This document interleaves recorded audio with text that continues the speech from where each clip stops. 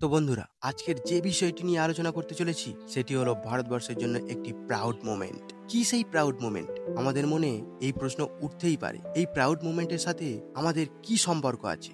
হ্যাঁ, অবশ্যই আছে। আজকের পৃথিবী জুড়ে ফেসবুক, হোয়াটসঅ্যাপ, ইউটিউব আরও নানান অ্যাপ্লিকেশন যেভাবে একনায়কতন্ত্র আধিপত্যের বিস্তার করে চলেছে, তাদেরই এগেনস্টে ভারতের এক বিশিষ্ট ব্যক্তি যার নাম শ্রীধর বেম্বু, তিনি জোহো নামক এক অবিস্মরণীয় অ্যাপ্লিকেশন লঞ্চ করে সারা ভারতবর্ষের মানুষের তাক লাগিয়ে দিয়েছেন। কিভাবে এই ভারতবর্ষের বিশিষ্ট মহানায়ক তিনি কিভাবে এত প্রতিকূলতার মধ্যে দিয়েও এই অ্যাপ্লিকেশন তৈরি করেছেন এবং তার জার্নি সম্পর্কে আমরা জানতে চাই। তো চলুন জেনে নেওয়া যাক এই বিশিষ্ট ব্যক্তির জীবন কাহিনী। তথ্য প্রযুক্তি ক্ষেত্রে ভারত এক নয়া যুগের সূচনা করতে চলেছে। 22শে সেপ্টেম্বর ভারতের রেলমন্ত্রী অশ্বিনী বৈষ্ণব ঘোষণা করেন যে ডকুমেন্ট এবং প্রেজেন্টেশনের জন্য তিনি এবার থেকে জোহো ব্যবহার করবেন, কারণ এটি আমাদের ভারতের নিজস্ব তৈরি। এছাড়া তিনি আরও জানান যে ভারতের যে সমস্ত কাজের জন্য আমরা মাইক্রোসফট বা গুগল ডক্স ব্যবহার করি তা আর ব্যবহার করব না, কারণ মাইক্রোসফট এবং গুগল ডক্সের মতো সমস্ত ফেসিলিটি জোহোর মধ্যে আছে। 24শে সেপ্টেম্বর বুধবার দিনে মন্ত্রিসভা ব্রিফিং করে রেলমন্ত্রী অশ্বিনী বৈষ্ণব তিনি বলেন, আজকের যে প্রেজেন্টেশনটি তৈরি করা হয়েছে তা পুরোটাই জোহো ব্যবহার করে। তিনি বলেন যে এই জোহো সফটওয়্যারটি মাইক্রো সফটওয়্যারের থেকে অনেক ইজি এবং নিখুঁত পরিচালিত করা যায়। এটি ভারতবর্ষ তথা সারা বিশ্বের মানুষের জন্য এক ইতিহাস সৃষ্টি করেছে। অশ্বিনী বৈষ্ণব ভারতবর্ষের মানুষের ক্ষেত্রে বলেন, আপনারা এগিয়ে আসুন, মেড ইন ইন্ডিয়া ব্যবহার করুন। এই প্ল্যাটফর্মে আপনাদের তথ্য চুরি হওয়ার কোনো ভয় নেই। আচ্ছা, আপনাদের মনে প্রশ্ন উঠতেই পারে, এই জোহো আসলে কি? যে ব্যক্তি এই জোহো অ্যাপ্লিকেশনটি তৈরি করেছেন তিনি হলেন শ্রীধর বেম্বু। বেম্বু চাকরি ছাড়ার পর তিনিও তার টিম মিলে একটি নতুন অভিযান শুরু করেন, একটি বিশ্বমানের সফটওয়্যার অ্যাপ্লিকেশনের তৈরির লক্ষ্যে, যা কেবল সাধারণভাবে ব্যবহার করার জন্য নয় বরং ব্যবসার জন্য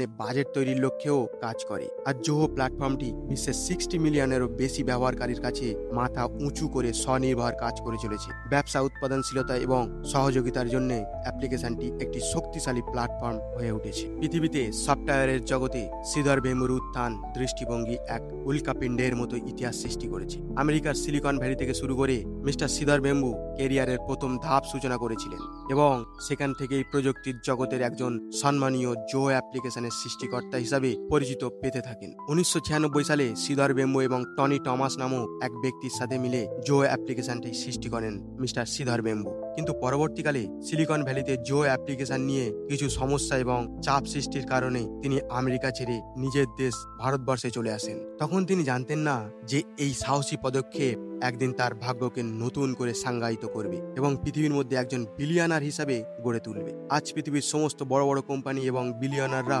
আমেরিকায় তাদের কোম্পানি খুলতে ব্যস্ত, কিন্তু জোহোর নির্মাতা শ্রীধর বেম্বু আমেরিকায় সিলিকন ভ্যালি ছেড়ে তিনি তার প্রযুক্তির কেন্দ্রস্থল হিসাবে ভারতবর্ষের চেন্নাইয়ের একটি ছোট্ট গ্রামে স্থানান্তরিত করেন। সেখানে তালগাছ এবং ধান ক্ষেতের মাঝে জোহো কর্পোরেশনের জন্য নতুন সদর দপ্তর প্রতিষ্ঠা করেন। এই পদক্ষেপটি শ্রীধর বেম্বুর দৃষ্টিপটের পরিবর্তন ছিল না, এটি জোহো স্কুল অব লার্নিং এর উদ্যোগের পরিবর্তন ছিল। তার দৃষ্টিভঙ্গি একটি নতুন দিকের উন্মোচন করে। তিনি ঘরে বসে জোহো প্ল্যাটফর্ম নিয়ে রিসার্চ করতে শুরু করেন। তার গ্রামের শিক্ষার্থীদের জোহো সংক্রান্ত জ্ঞান দিতে শুরু করেন। শুধু তাই নয়, যে সমস্ত শিক্ষার্থীরা উচ্চ শিক্ষায় শিক্ষিত নয় তাদেরও পর্যন্ত তিনি এই প্ল্যাটফর্মে সুযোগ দেন, যাতে তারা তাদের ভবিষ্যৎ উজ্জ্বল করতে পারে। এই সিদ্ধান্ত কেবল স্থানীয় প্রতিভাকে প্রভাবিত করেনি, বরং কোম্পানির শিকড়কে আরো শক্তিশালী এবং মজবুত করে তুলেছে। মিস্টার শ্রীধর বেম্বুর দৃষ্টিভঙ্গি বোর্ডরুম এবং লাভের মার্জিনের বাইরেও বিশালভাবে বিস্তৃত।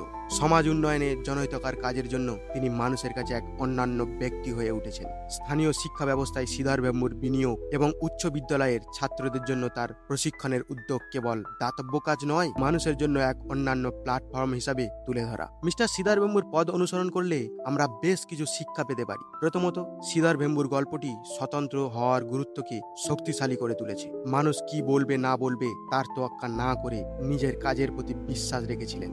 দ্বিতীয়ত, প্রতিকূলতার মধ্যে দিয়েও তিনি তার সংকল্পকে বাস্তবতার রূপ দিয়েছেন এবং কিভাবে কঠিন পরিস্থিতির মধ্যে দিয়েও নিজেকে সমাজের সম্মুখে তুলে ধরতে হয় তা তিনি করে দেখিয়েছেন। শ্রীধর বেম্বুর যাত্রা কেবল অর্থনৈতিক সাফল্যের গল্প নয়, উদীয়মান উদ্যোক্তাদের জন্য তিনি এক অনুপ্রেরণার আলো। সমাজকে ভিন্নভাবে চিন্তা করায়, সাহসীভাবে কাজ করায় এবং দায়িত্বশীলভাবে নেতৃত্ব দেওয়ার আহ্বান জানায়।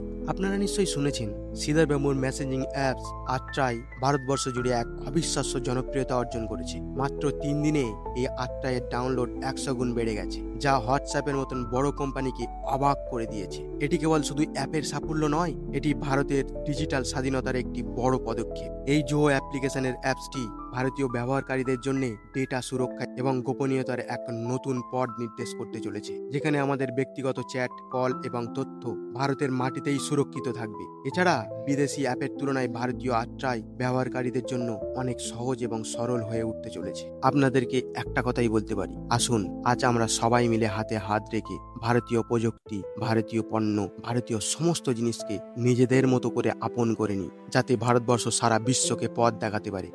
তো বন্ধুরা, আজকের মতো এইটুকু। আবার দেখা হচ্ছে নতুন কোনো ভিডিওর মাধ্যমে। আপনারা সুস্থ থাকবেন, স্বাস্থ্য থাকবেন এবং নিজের প্রতি খেয়াল রাখবেন।